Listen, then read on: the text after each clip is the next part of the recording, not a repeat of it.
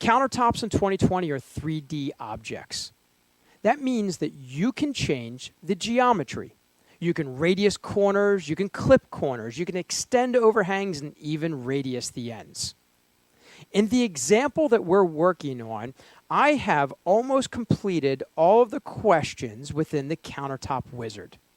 The last question is placing edges. Now, you'll see that I can move my cursor around the room and left click and place the edges, but I'm going to skip that for now because I hold off placing edges until after I've made my shaping changes to my countertops. So I will click Finish, and let me zoom in on one section to begin with, and we'll make a couple of quick changes.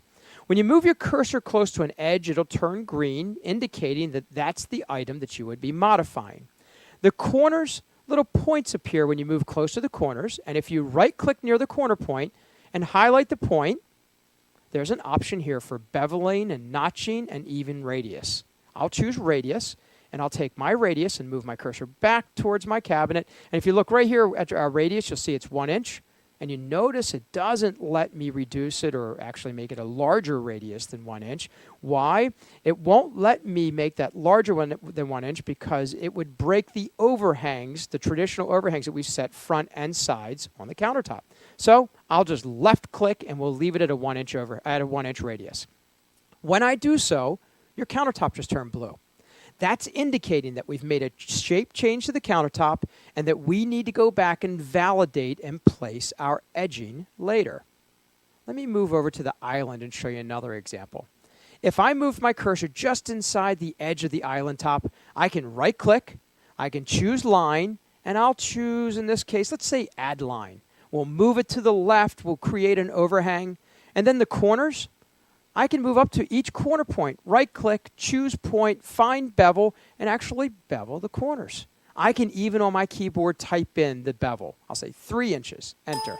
The bottom one, I'll do the same thing. Right-click, we'll go down the point, we'll choose bevel, and once again on my keyboard type in 3 and hit enter. I've completed my modifications to my countertop. The next step is I need to validate. I need to place my edges. So I will right-click on the countertop, I will highlight it, and at the bottom of the list is a feature called Validate. When I choose Validate, it'll take me right back into my Countertop Wizard, and I can choose and say, I'd like to place backsplash. There's my backsplash. Next.